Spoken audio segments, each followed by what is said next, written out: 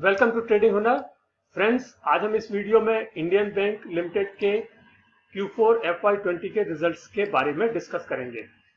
जैसा कि आप अभी अपनी स्क्रीन पर देख रहे हैं, ये आज के क्लोजिंग के रेट हैं, यानी कि आज इसका जब रिजल्ट आना था ट्यूसडे 23 जून को, ये उस समय के रिजल्ट हैं। देख सकते हैं आप कि कंपनी में काफी तेजी है, बैंक में काफी तेजी दिखाई दे रही है और ये लगभग 58 रुपीस के ऊपर अभी ट्रेड कर रहा है। एक नजर हम डालते हैं इसके एक साल पहले के हाई प्राइस पर, तो यहाँ पर आप देखेंगे एक साल पहले इसका जो हाई प्राइस था वो 266.90 था और आज जो इसने हाई बनाया था वो 72.95 रहा है।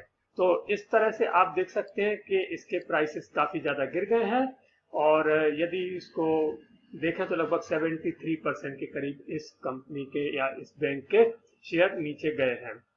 हम इस एनालिसिस को शुरू करने के पहले एक नजर डालते हैं इसके टेक्निकल एनालिसिस पर। एक छोटा सा टेक्निकल एनालिसिस होगा, उसके बाद में हम देखेंगे कि इस कंपनी ने अपना अर्निंग परफॉर्मेंस कैसा दिया है। और ये हम देखते हैं सबसे पहले हमने देखा है कि यहाँ पर अभी आप जो देख रहे हैं चार्ट में, इसका एक साल का डेली चार्ट है ये, और यहाँ पर आप देख सकते हैं कि आज कंपनी में काफी तेजी आई है। इसके अलावा कल भी कंपनी में काफी ज्यादा तेजी आई थी, जैसा कि आप देख रहे हैं, ये आप देख सकते हैं। और इसका जो 200 डेज मूविंग एवरेज है वो लगभग 92 के करीब है और 50 डेज मूविंग एवरेज है वो 49.70 पर है।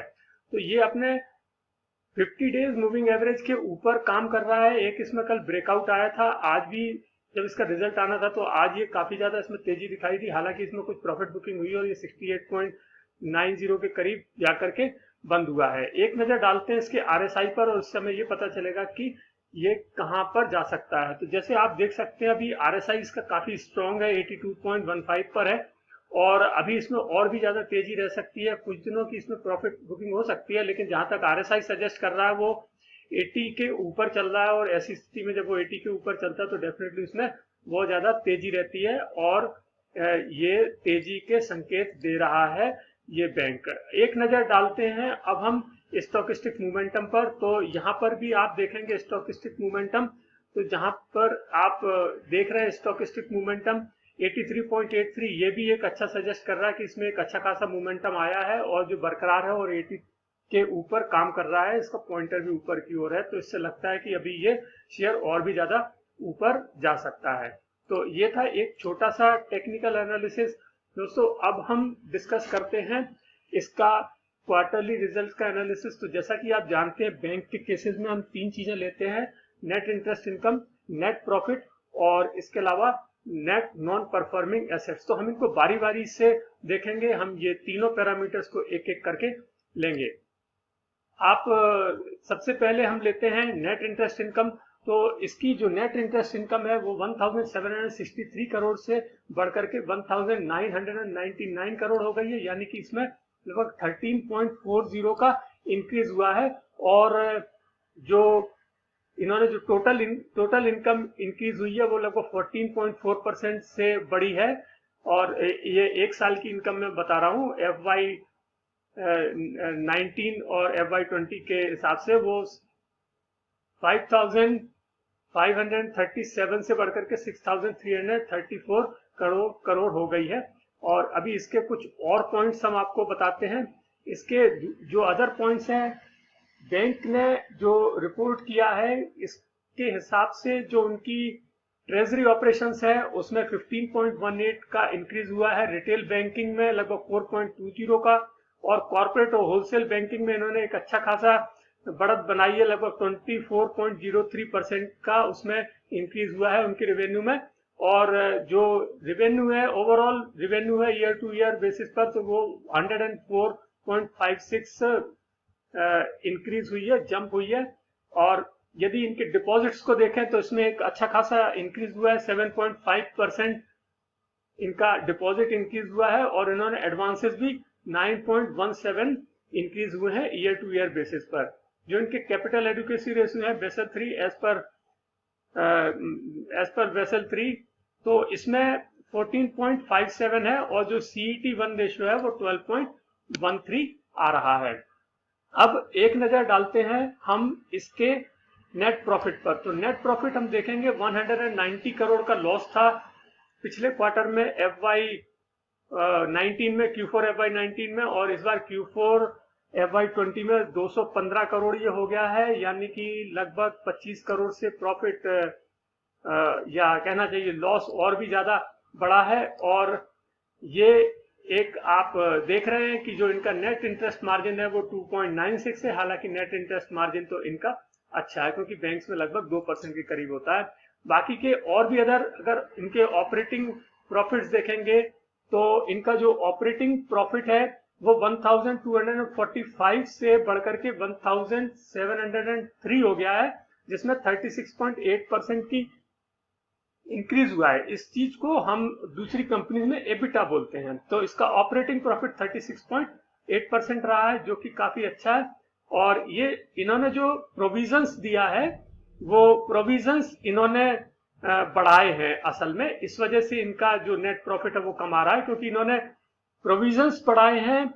1638 करोड़ के प्रोविजंस थे Q4 FY 19 में, और इस बार उन्होंने 1819.86 करोड़ कर दिए हैं। तो इन्होंने लगभग 15.4% से अपनी प्रोविजंस एंड कंटिजेंसीज बढ़ाई है, जैसा कि आप अपनी स्क्रीन पर देख रहे हैं। अब एक नजर हम इसके डालते हैं नेट नॉन परफॉर्मिंग एसेट पर। तो नेट नॉन परफॉर्मिंग एसेट इनके 3.50 थे और अब जो है वो 3.13% हो गए, यानी कि इसमें 37% का इंक्रीज हुआ है। और ये एक अच्छी बात है कि इसमें इन्होंने 37 बेसिस पॉइंट का इंक्रीज हुआ है। लेकिन जहां तक ग्रॉस एनपीए की बात है वो 6.88% है, और पिछली बार ये 7.21% थे।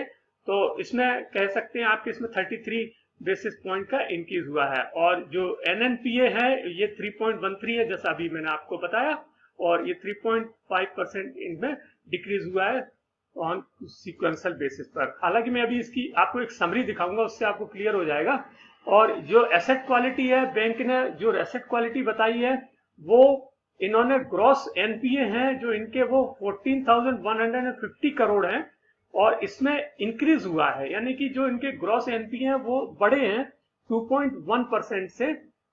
हालांकि इनका जो ग्रॉस एसेट है वो डिक्लाइन हुआ है 0.33 बेसिस पॉइंट पर फॉर द सेम पीरियड। और जो नेट नॉन परफॉर्मिंग एसेट्स है वो 6,184 जैसा मैंने आपको बताया है, उसमें भी कमी आई है पिछले साल के इसी क्वार्टर में 4.7% on quarter to quarter basis. तो इस तरह से आप कह सकते हैं कि ये जो नेट एसेट्स हैं वो 2% के करीब का इसमें कमजोरी आई है। हम इसको ऐसा करते हैं कि एक समरी में आपको दिखाते हैं तो आपको क्लियर समझ में आ जाएगा। तो हम ये देखते हैं इसकी एक समरी।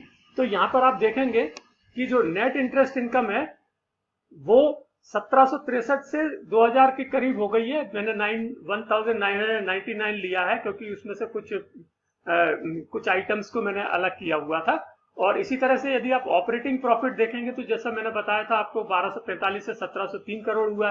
तो आप देखेंगे नेट इंटरेस्ट इनकम इनकी 13.6% इंक्रीज हुई है नेट, और जो ऑपरेटिंग प्रॉफिट है वो 36.8% बढ़ा है। प्रोविजंस इन्होंने चूंकि बढ़ाए हैं 1638 करोड़ से 1891 करोड़, यानी 15% का इसमें इंक्रीज इन्होंने दिया है।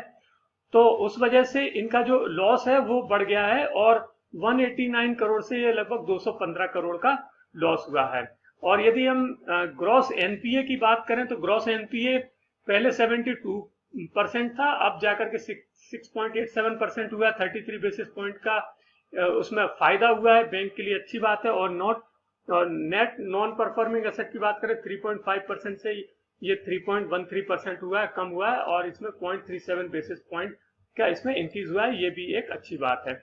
अब दोस्तों हम देखते हैं कि क्या ये रिजल्ट्स मार्केट के एक्सपेक्टेशन के अनुरूप है या नहीं है।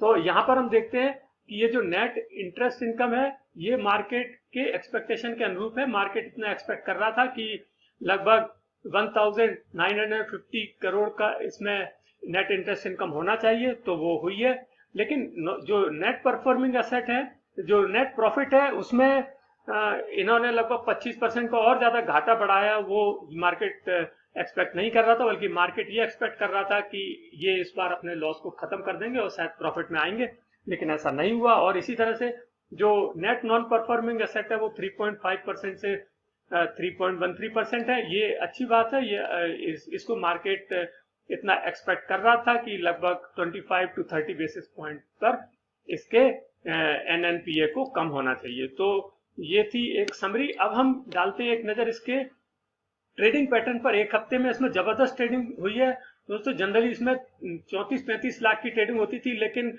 आज जो है वो ट्यूसडे को 23 जून को इसमें लगभग 2,97,00,000 शेयर्स की ट्रेडिंग हुई है और इसने आज हाई बनाया है 72.95, जैसा मैंने आपको बताया था।